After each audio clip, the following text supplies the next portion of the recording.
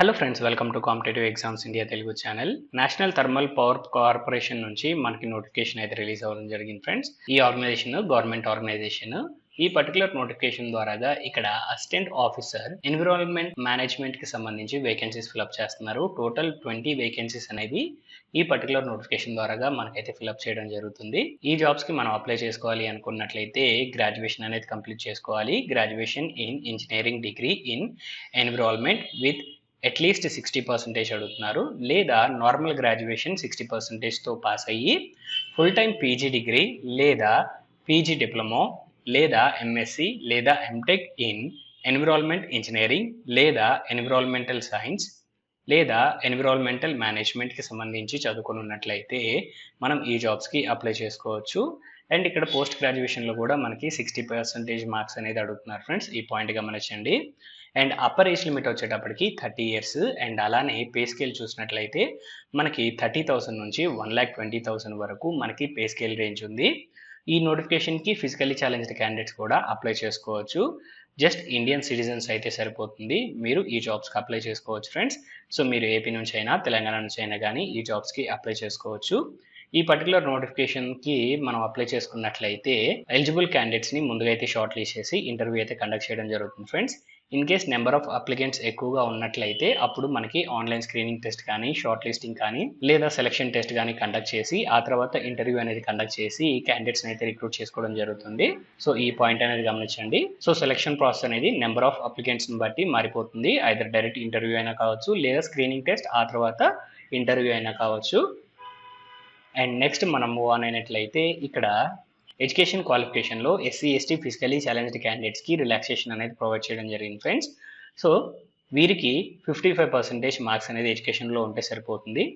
And అలానే SC ST క్యాండిడేట్స్కి 5 years age relaxation ఉంది. ఓబీసీ నాన్ క్రిమినల్ లేయర్ క్యాండిడేట్స్కి 3 years వరకు ఏజ్ రిలాక్సేషన్ ఉంది. ఫిజికల్లీ ఛాలెంజ్డ్ క్యాండిడేట్స్కి 10 years వరకు ఏజ్ రిలాక్సేషన్. అండ్ అలానే ఎక్స్ సర్వీస్ మెన్కి length of the service plus 3 years అనేది ఇక్కడ ఏజ్ రిలాక్సేషన్ వర్తిస్తుంది ఫ్రెండ్స్. నార్మల్గా అయితే ఇక్కడ మెన్షన్ చేయడమేమో గవర్నమెంట్ గైడ్లైన్సెస్ ప్రకారం అని చెప్పారు. సో నార్మల్గా గవర్నమెంట్ గైడ్లైన్సెస్ అనేవి length of the service plus 3 years అనేది ఇక్కడ ఎక్స్ సర్వీస్ మెన్కి ఏజ్ రిలాక్సేషన్ వర్తిస్తుంది.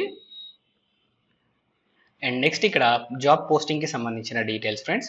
సో జాబ్ పోస్టింగ్ వచ్చేటప్పటికి ఎన్టీపీసీకి సంబంధించిన స్టేషన్స్, ప్రాజెక్ట్స్, ఎన్వీస్ అండ్ సబ్సిడరీస్కి సంబంధించి ఎక్కడైనా కానీ మనకి పోస్టింగ్ అనేది రావడానికి అవకాశం ఉంది. కంపెనీ రిక్వైర్మెంట్ని బట్టి మనకి ఆల్ ఓవర్ ఇండియా పోస్టింగ్స్ అనేవి ఉంటాయి ఫ్రెండ్స్. సో ఈ పాయింట్ గమనించండి. అండ్ నెక్స్ట్ ఇక్కడ హౌ టు అప్లై అనే సెక్షన్ ఫ్రెండ్స్. ఈ జాబ్స్కి మనము ఆన్లైన్లోనే అప్లై చేసుకోవాల్సి ఉంటుంది. మీరు ఈ జాబ్స్కి అప్లై చేసుకోవాలి అనుకున్నట్లయితే అప్లై చేయడానికి కావాల్సిన లింక్స్ డిస్క్రిప్షన్లో ప్రొవైడ్ చేస్తాను. మీరు ఆ లింక్స్ ద్వారాగా ఈ జాబ్స్కి అయితే అప్లై చేసుకోవచ్చు. అండ్ అలానే ఈ జాబ్స్కి అప్లై చేసుకోవాలి అనుకున్నట్లయితే 300 రూపీస్ ఫీజ్ అనేది పే చేయాల్సి ఉంటుంది ఫ్రెండ్స్. జనరల్, ఈడబ్ల్యూఎస్ అండ్ అలానే OBC candidates. And remaining SC ST physically challenge candidates, ex service men and అలానే ఫీమేల్ క్యాండిడేట్స్ ఎలాంటి ఫీజు పే చేయాల్సిన అవసరం లేదు. Only male, general, EWS and OBC candidates మాత్రమే ఇక్కడ ఫీజు అనేది పే చేసుకోవాల్సి ఉంటుంది. అండ్ అలానే ఫీజ్ పేమెంట్ అనేది మనం ఆఫ్లైన్లో అయినా పే చేసుకోవచ్చు, లేదా ఆన్లైన్లో అయినా పే చేసుకోవచ్చు ఫ్రెండ్స్.